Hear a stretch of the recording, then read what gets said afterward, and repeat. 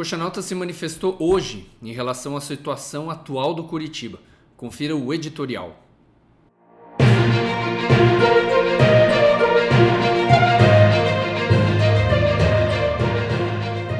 O vexame em casa contra o Santos foi apenas mais um dos tantos vexames na história recente do Coritiba. Não é novidade para ninguém que o clube não consegue atingir um patamar mínimo a ponto de orgulhar o seu torcedor. Pelo contrário, entra ano, sai ano, mas o filme é sempre o mesmo. Um roteiro repetitivo, com diferentes personagens, mas com início, meio e fim iguais. A torcida coxa branca, aquela que nunca abandona, não merece ser tão maltratada assim. Justo ela, que sempre está ao lado do Coritiba, que canta, que apoia, que incentiva, que faz no Couto Pereira a festa mais bonita já vista em um estádio no Brasil e que atendeu ao chamado da diretoria e se associou em números nunca vistos na história do Coritiba. Mas o que ela tem ganho em troca nos últimos anos? O torcedor deu todo o respaldo à diretoria atual e acreditou nas promessas de campanha. Nas urnas, mais de 75% dos sócios deram seu voto de confiança à chapa capitaneada pelo saudoso Renato Folador. No tão polêmico assunto Sociedade Anônima do Futebol, mais de 95% dos associados que votaram acreditaram no projeto da diretoria para a recuperação do clube. Quando convocados para se tornarem sócios, os torcedores, mais uma vez, atenderam ao chamado e chegamos ao expressivo número de 42 mil sócios adimplentes. Tudo isso por acreditar que dessa vez seria diferente.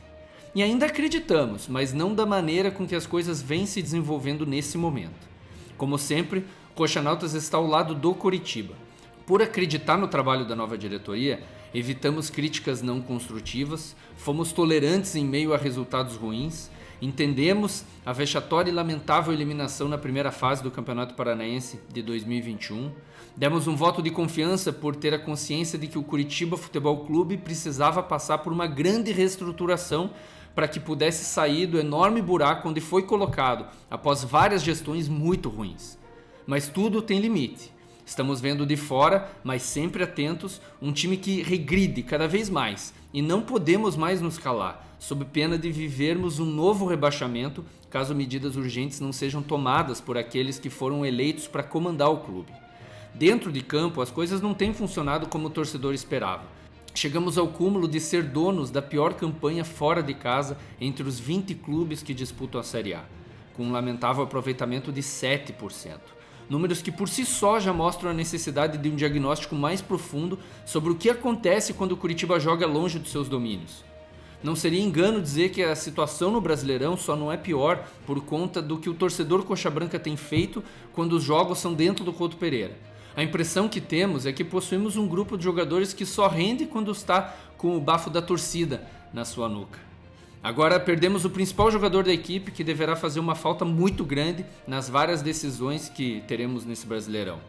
Já vimos o que aconteceu quando perdemos anteriormente um jogador que vinha sendo o ponto de equilíbrio do time na meia cancha.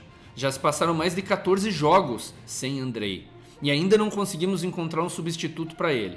Tememos muito pelo prejuízo que a ausência de Igor Paixão poderá trazer ao time se a inércia em achar uma solução for a mesma no caso do meia. Nos surpreendemos com esforço em reforçar o time na reabertura da janela, é verdade. A gente não esperava a vinda de mais do que 4 ou 5 jogadores. Alguns nomes surpreenderam positivamente, mas é preocupante a grande aposta em jogadores estrangeiros.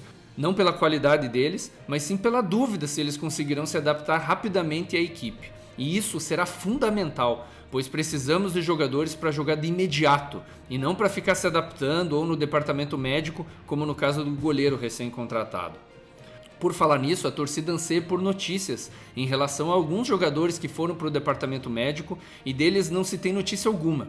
A impressão é de que as questões físicas se tornaram algo muito obscuro no Coritiba. E a gente lembra muito bem que a transparência nas informações que interessam ao torcedor era uma das plataformas de campanha da diretoria.